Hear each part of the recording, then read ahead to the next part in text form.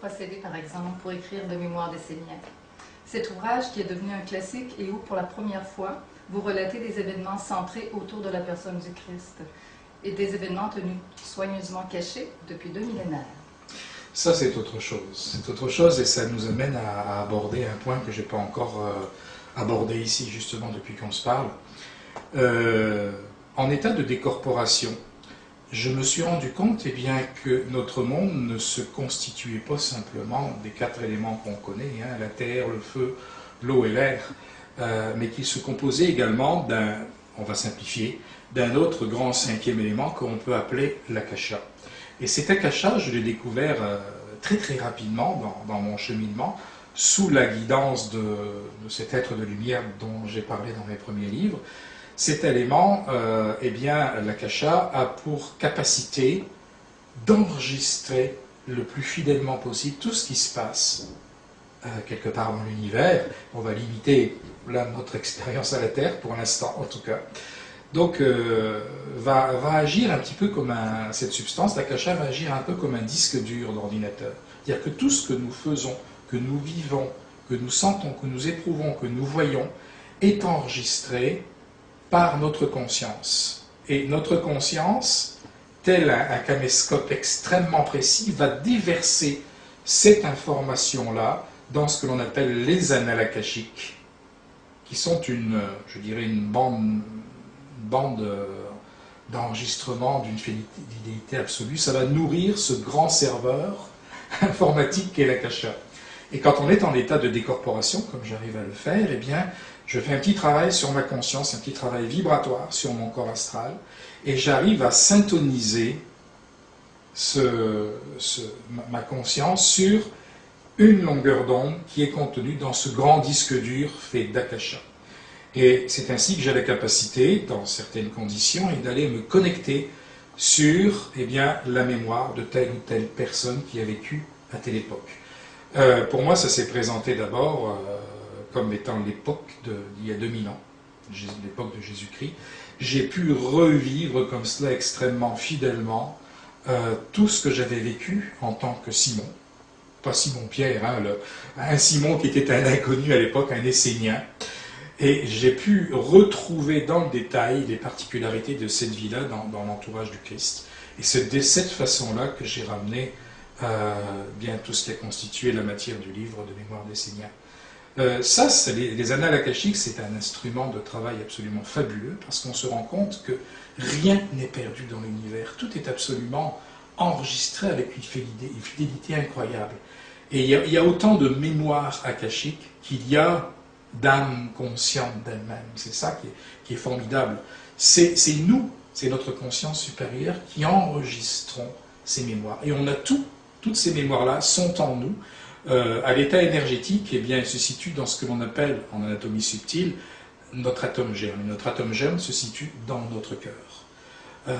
Donc toute notre mémoire karmique, appelons-la comme ça, la mémoire de nos existences passées, se situe là, en résumé, au niveau de notre cœur. Donc le cœur n'est pas qu'un beau symbole. Le cœur est le témoin de ce que notre être profond vit depuis toujours, depuis qu'il existe en quelque sorte. Alors j'ai puisé dans cette banque de données-là, pour employer un terme à la mode, pour justement ramener tous ces détails avec beaucoup d'intensité. C'est une technique que j'ai utilisée également pour d'autres livres. Louis du désert, La demeure du rayonnant, l'Évangile de Marie-Madeleine, ce clou que j'ai enfoncé. Ce n'est pas toujours des mémoires personnelles. Parfois, j'ai la capacité, la possibilité, disons que des présences de lumière me donnent l'accès, la clé vibratoire, je devrais dire, à la mémoire d'autres personnes. Bon, il s'agissait de moi, en l'occurrence, pour La demeure du rayonnant. En ce qui concerne le livre qui s'appelle Ce clou que j'ai enfoncé, c'est pas du tout moi, je pense que c'est très clair.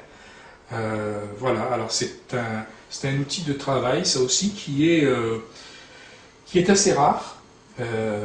J'en entends déjà qui doivent être en train de se dire « Oh, le chanceux, le vénard, etc. » Oui et non, oui, parce qu'effectivement, c'est fascinant, ça fait vivre des choses incroyables, mais en même temps, c'est tout un poids que de retrouver des choses comme ça. D'abord parce que tout ce qu'on revit, c'est pas forcément facile. Il y a des choses dont on peut être fier, dont on peut être beaucoup moins fier.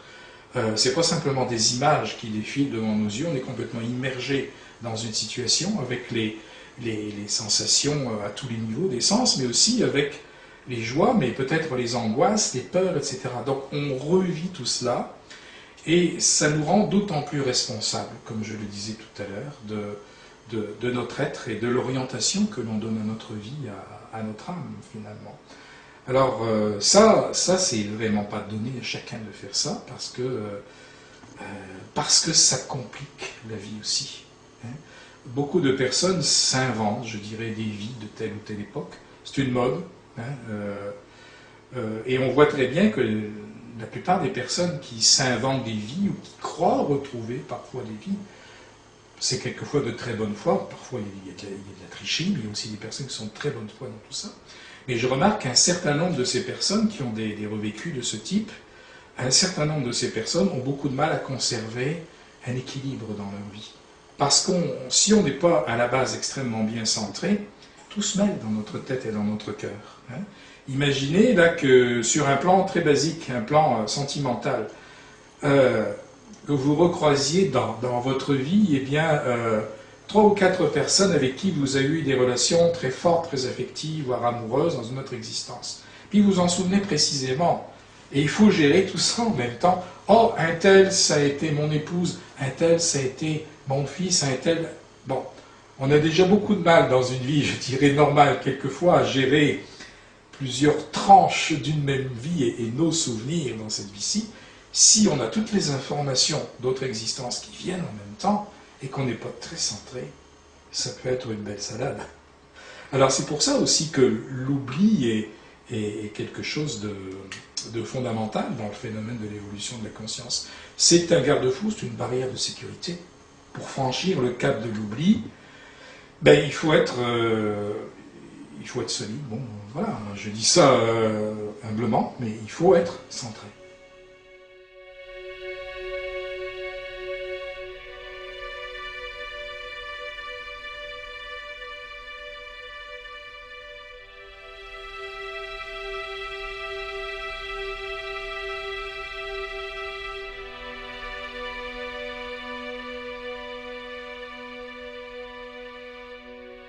Sous